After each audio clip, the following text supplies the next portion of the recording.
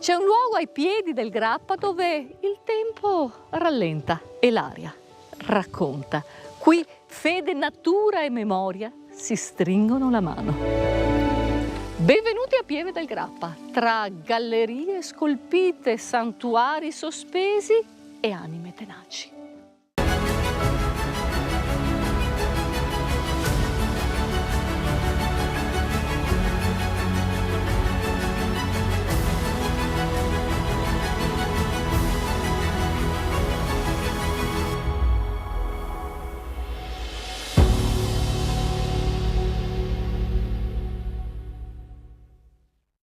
Dal 2019 Pieve del Grappa ha raggruppato con sé altri 2 comuni, diventando un territorio veramente importante. Ne parliamo con il suo sindaco Annalisa Rampin. Buongiorno sindaco. Buongiorno Ida, ben arrivata, grazie. Raccontiamo ai nostri telespettatori com'è questo grande territorio ora. Il territorio di Pieve del Grappa ha visto unirsi Crespano con Paderno e Fietta e diventare un po' il comune più rappresentativo della pedemontana del Grappa. Noi abbiamo un territorio che va dalla cima del Monte Grappa e arriviamo alle Motte, abbiamo San Liberale, abbiamo un territorio che è attraversato dal fiume Astego con tutta la ricchezza naturalistica che porta con sé. E proprio in virtù, sindaco, di questo grande e nuovo territorio si è pensato a un nuovo progetto turistico importantissimo.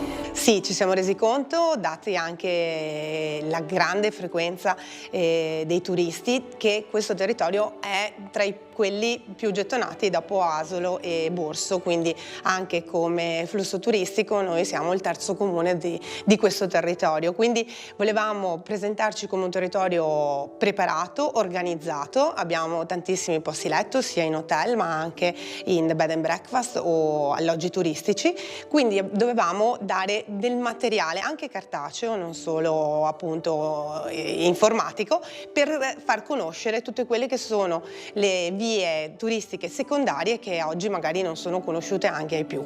Quindi una nuova mappa per il turista sì che arriva, ma anche un nuovo progetto che sarà sviluppato qui a breve, un vero e proprio progetto. Sì, il Monte Grappa rappresenta il cuore del Veneto, è riserva di biosfera UNESCO e abbiamo tutto il dovere di valorizzarlo, ma soprattutto farlo conoscere nel modo giusto. La piantina va a svelare quelli che sono i luoghi più particolari dal punto di vista naturalistico, culturale e storico che Pieve del Grappa ha la fortuna di avere, e sono tantissimi. E allora sindaco, noi partiamo in questa prima puntata portando nelle case dei nostri telespettatori cosa?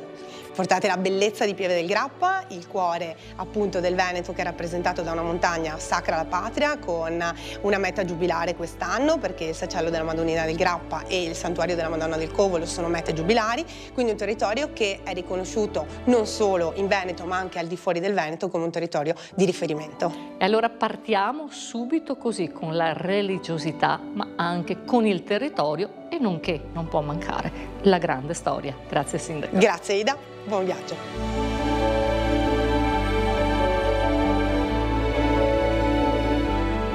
San Liberale è l'anima di Pieve, silenziosa, verde, accogliente. Qui la montagna custodisce ferite che parlano e ce le racconta Enzo Bastianoni. Piacere, ciao. Ciao Enzo. Niente, qui ci troviamo nella valle di San Liberale, praticamente a Fietta, frazione di Pieve del Grappa. Qui abbiamo un cartellone che riporta la situazione della Grande Guerra. Qui vediamo delle foto come era la situazione durante il 1917-18 e la situazione attuale. Da San Liberale partivano 7 teleferiche per le zone dei combattimenti. Non andavano in prima linea, però si fermavano nelle zone del Bocaor e dei Meate. Qui vedete il Sacello di San Liberale come è ora, come era allora. Distrutto perché la guerra aveva raso il suolo. Sì, qui a fianco arrivava una teleferica e praticamente questo Sacello veniva usato come primo soccorso per i soldati militari che venivano trasportati dalle varie teleferiche. Questo grande territorio da esplorare, sì, noi lo porteremo nelle case di voi telespettatori così.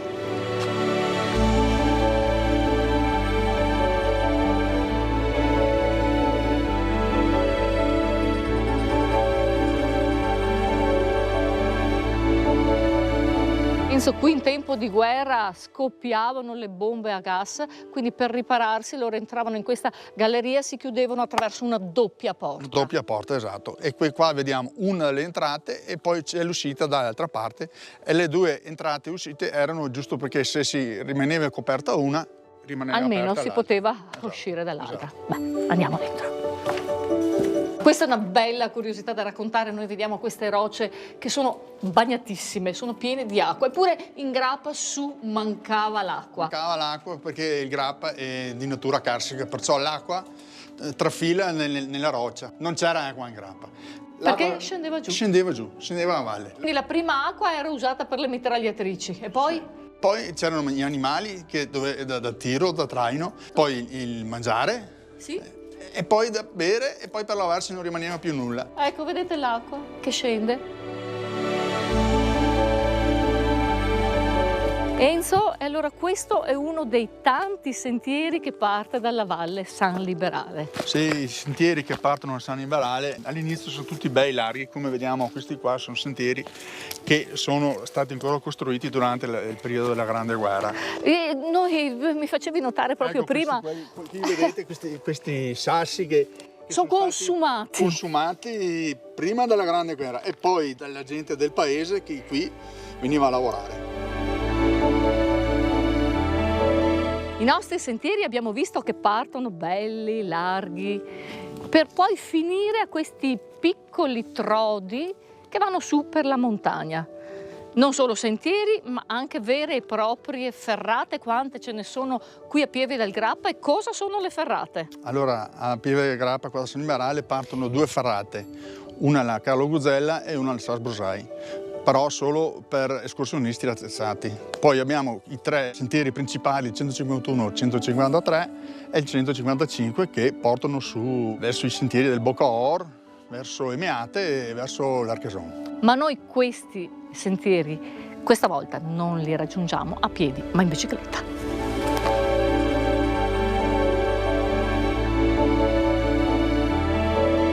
Pieve del Grappa, cuore del Veneto, sì.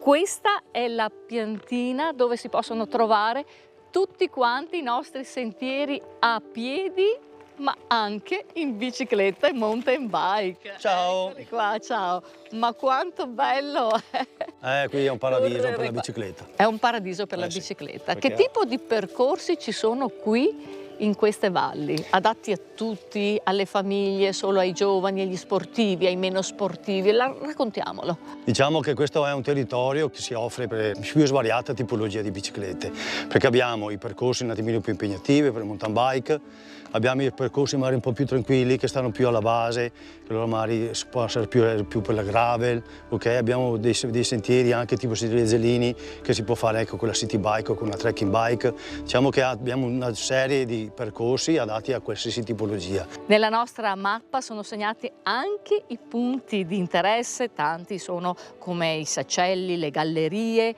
e le tante chiese qui del territorio, chiesa di San Pancrazio, chiesa di San Marco Vecchia, il santuario della Madonna del Covolo, santuario Molto importante. importantissimo di questa zona, si raggiunge proprio attraverso uno di questi percorsi che è lì alla nostra destra ed è proprio là che noi adesso vi portiamo.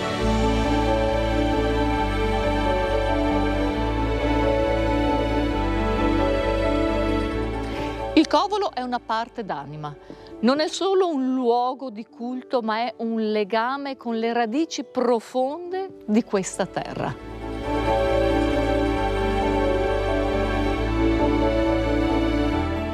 Un legame storico che attraversa i secoli e ce lo racconta lo storico Lorenzo Capovilla.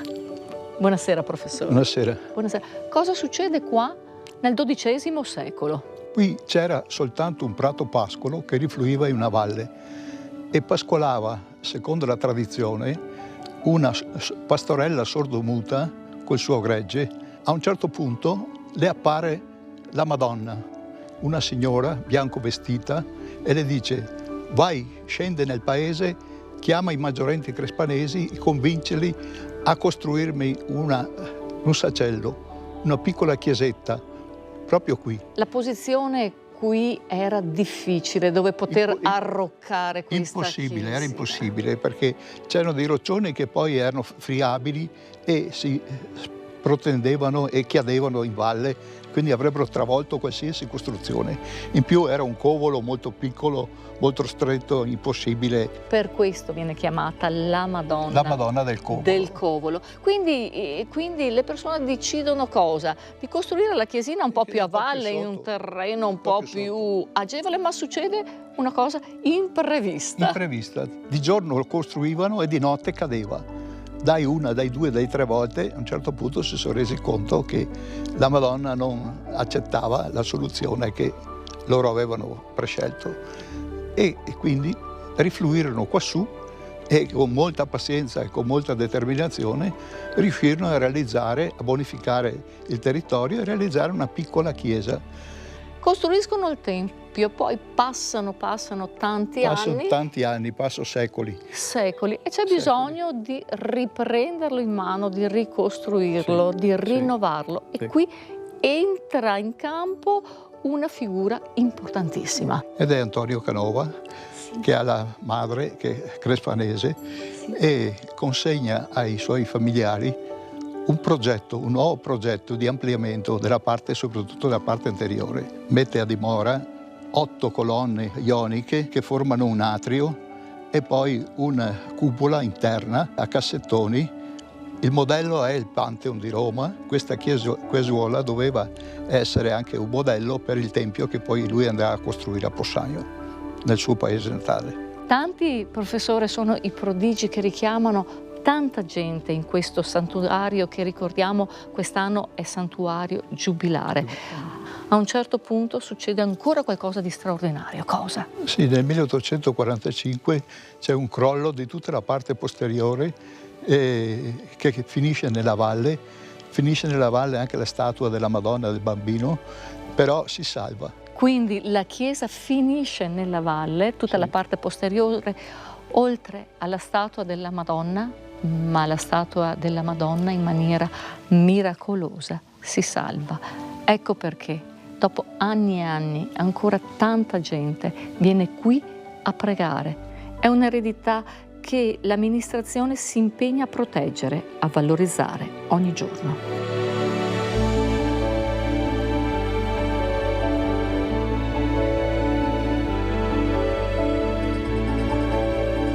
Pieve del Grappa, dove la memoria è bellezza, silenzio e futuro.